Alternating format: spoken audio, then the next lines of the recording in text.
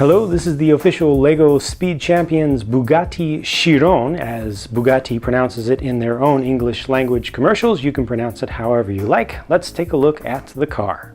Like all Speed Champions cars, this is built to a 6-stud wide build and relies a lot on stickers to give you important shapes. However, it also relies a lot on just genuine LEGO parts that are sculpted very nicely. Look at that. That is phenomenal. I love that. Unfortunately, you don't see it from that angle most of the time in most situations, but you really need to get down to the level of this car to really appreciate it. In my opinion, the car just does not look as good from a huge figure or human view from up above, but it's not bad. Now this does rely on some interesting building techniques and at least one brand new part and at least one very important part recolor. I really like what they did here at the back to get the little line of tail lights. They just put a rubber band there, just stretched it around. That's smart.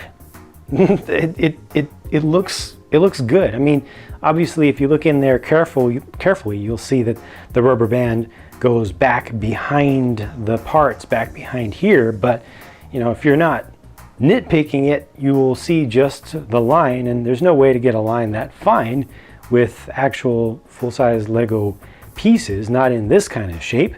So that's just well done. Another thing that's really interesting to me is the use of this barb piece. It was first introduced in Hero Factory, I believe, and they've done it in black here, and it's just on a droid arm that allows it to just hinge back into that space to create a little bit of the fin there. It's not as pronounced as on the real car, but it's pretty cool. You can also angle the wing back here just a little bit to change that up. The canopy uses stickers on the sides, but then it's printed up here. So this is printed here, but just the side detail uses one sticker on either side.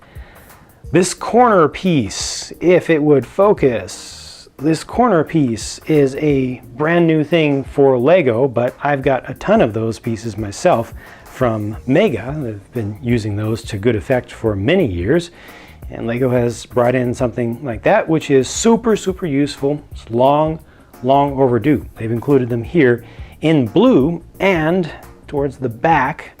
Not sure if you noticed, they've included them here in black as well. They're just a little bit more difficult to pick out, one on either side. Incredibly useful pieces that will continue to get just increasing use over time.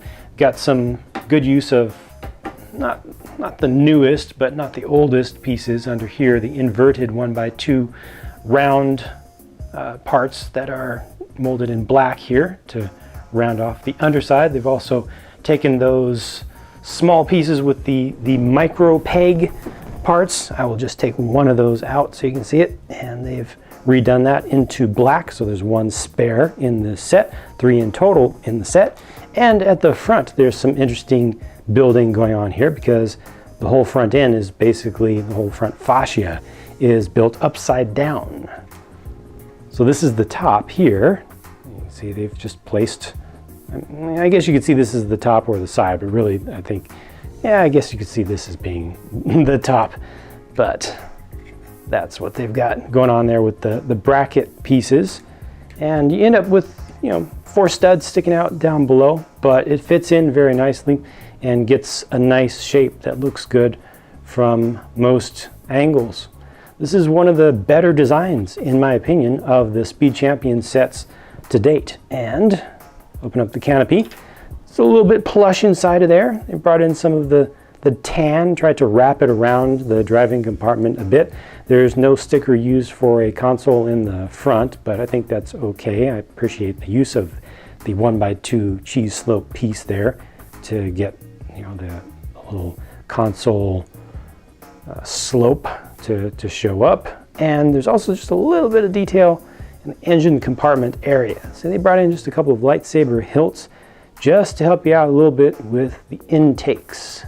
This figure has a brand new torso design, and it's molded in dark blue, and they just add the regular blue on the front to kind of bring that down into the same color as the hips. Has the lighter medium blue or baby blue colored arms and regular blue colored hands. Good Bugatti logo on the back, and no alternate face for this head print, which is fine. It's a very versatile face. They also give you 3 basic traffic cones, which look nice, and as usual, they give you an alternate set of wheel covers to create a different wheel design. These are the 10 dual spoke type of design, also in black, and that's why they include the wrench, because you use the back end of it to push the wheel inserts out to switch them out. From looking at photographs alone, I really didn't have high hopes for this set, because this picture right here to me looks just too much like an Audi R8, just too much, except for just the sticker on the front. Maybe a little bit of new NSX here, but just so much R8 about it. But once I actually got the thing built and in hand and in person, gosh, it looks so much more like the real vehicle than it does in photos. The photos really don't do it justice. I think part of it is that a picture like this has such a wide angle to it. It's taken from up so close that it distorts the perspective and the proportions. I mean, the actual thing looks much better, and I am pretty completely satisfied with this thing. I really came to this kit fighting a very negative bias, and the model itself just completely destroyed that bias. I now love what they've done with this. Let me know what you think of it, and if you have any criticisms of your own that you would like to add, since I didn't really have many, please do feel free to share that below, or if you'd just like to rave about what you've seen here, that's cool as well. Hope that I showed you everything that you wanted to see here, and I hope to have a chance to talk to you again very soon, because guess what? My next video is coming right around the corner. Talk to you then.